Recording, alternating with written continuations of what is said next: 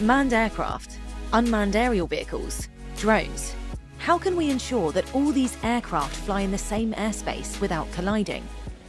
Tests are currently being carried out at Odense HCA International Airport in Denmark. Its test centre brings together cutting-edge technology and startups working in both the commercial and defence sectors. Here, the airspace of tomorrow is being prepared through the Next-Gen project. Today, you are not allowed to fly both a drone and an airplane in the same airspace. That's what we're actually trying here to pioneer, to integrate drones and manned air traffic. So with the sensors we have, with the radar from the project, we know where everyone is in a very big area. We're a mirror of how it could be in Europe in 5 or 10 years.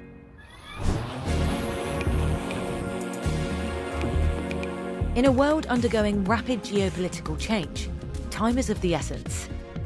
Coordinating aircraft and drones of different sizes, uses and ranges is essential for defence, the urgent transport of materials, or the surveillance of critical infrastructure.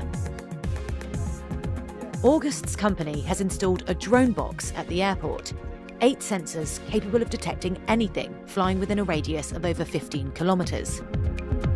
So drones are transmitting radio signals and the antennas are listening for those. And with those we can find out the position of the drone, how high it is, how fast it is flying, as well as the position of the pilot. Our system detects a drone 2 times every second, so it's quite fast. At this airport, staff also have access to an app that displays the real-time location of each drone and pilot, as well as flight history.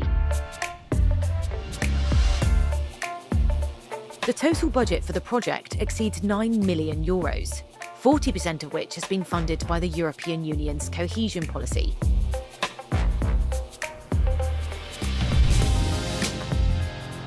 The airport grounds are home to around 15 specialist companies and the University of Southern Denmark's UAS Drone Centre, which analyses the project data and works closely with the companies.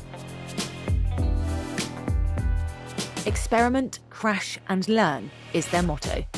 The good thing about this platform is that everything is exposed. So if I want to integrate something on it, I can do it right away. If we crash our drones, I can replace everything from hardware to the arms itself and then have it up and flying in the afternoon as well. The global drone market is estimated to be worth €59 billion and is set to exceed €127 billion by 2036.